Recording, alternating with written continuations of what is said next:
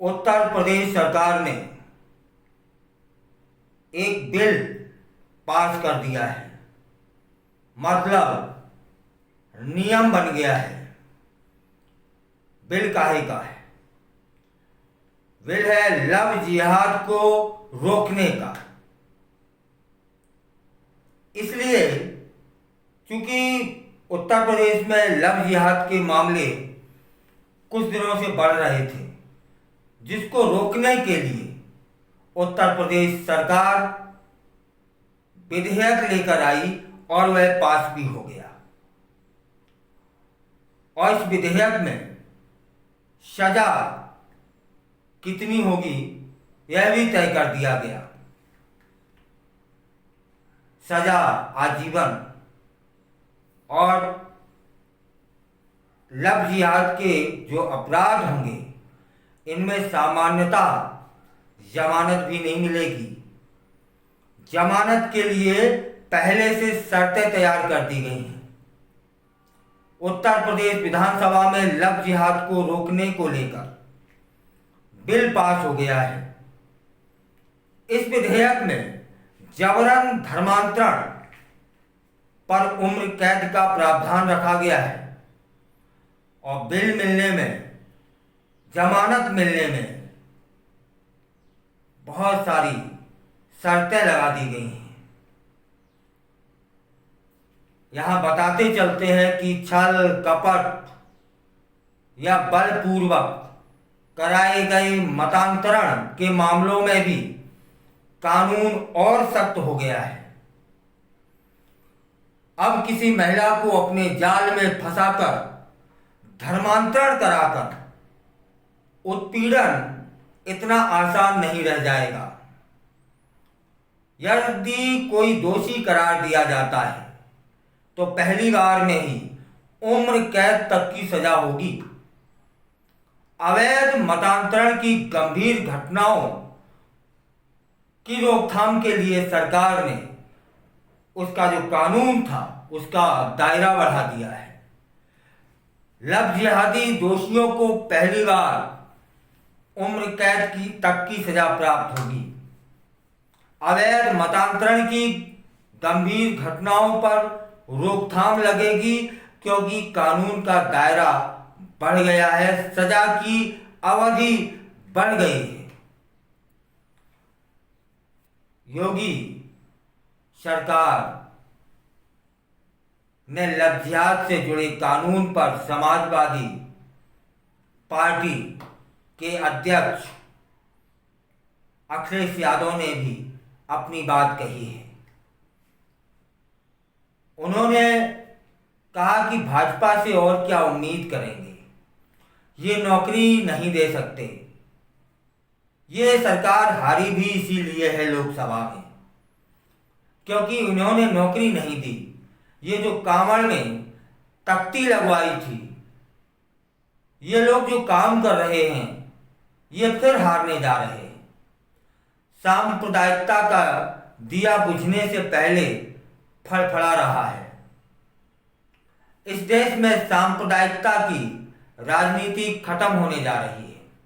धर्मांतरण विरोधी कानून पर उत्तर प्रदेश के मंत्री नरेंद्र कश्यप ने कहा कि आज उत्तर प्रदेश विधानसभा में 2 महत्वपूर्ण विधेयकों को मंजूरी दी गई है। पहला विधेयक उन व्यक्तियों पर और संगठनों से संबंधित है जो लोगों का जबरन धर्म परिवर्तन कराते हैं। उत्तर प्रदेश के सामाजिक सौहार्द को बिगाड़ने का प्रयास करते हैं। भैया सही बात तो है कि जब जबरन धर्मांतरण करवाया जाएगा तो तब फिर सौहार्द रह कहां जाएगा? या फिर बरगलाकर लव जिहाद जैसे मामलों में कराया जाएगा, फिर सौहार्द कहां रह जाएगा? ऐसी घटनाओं पर अंकुश लगाने के लिए वर्तमान सरकार ने जबरन धर्म परिवर्तन में शामिल लोगों के लिए दंड और जुर्माने की कठोरता को बढ़ा दिया है। और इन 2 विधेयकों पर तमाम तरह की तमाम पार्टियों द्वारा प्रतिक्रियाएं भी आने लगी हैं। समाजवादी पार्टी का कहना है कि सौहार्दपूर्ण वातावरण है वह प्रभावित होगा, और वहीं सरकार का कहना है कि जो लोग जबरन धर्मांतरण की ओर लोगों को ले जाते हैं उस पर अंकुश लगेगा, क्योंकि उनकी जो सजा की अवधि थी उसे बढ़ा दिया है। लव जिहाद के जो मामले हैं जो तेजी से कुछ समय में बढ़े हैं उन पर अंकुश लगेगा, क्योंकि इस तरह के प्रवृत्ति के लोग जब उन्हें सजा का मालूम पड़ेगा कि उम्र भर जेल में बितानी होगी, तब वे इस तरह का अपराध करने की सोचेंगे नहीं। यह सरकार की मंशा है, और सरकार की मंशा तब बनती है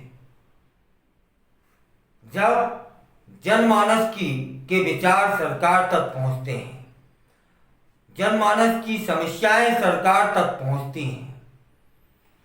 उन समस्याओं को सरकार समझती है, और यदि ये समस्या बड़ी होती है, विकराल रूप धारण कर चुकी होती है, तब सरकार उस पर विधेयक लाती है, नियम बनाती है, कानून बनाती है, सजा का, जुर्माना का प्रावधान तय करती है। और यह विधेयक, यह नियम, यह कानून कितना असरकारी होगा यह समय तय करेगा। फिलहाल अन्य पार्टियों ने इस कानून से, इस विधेयक से अपनी असहमति जता दी है कि वे सहमत नहीं हैं।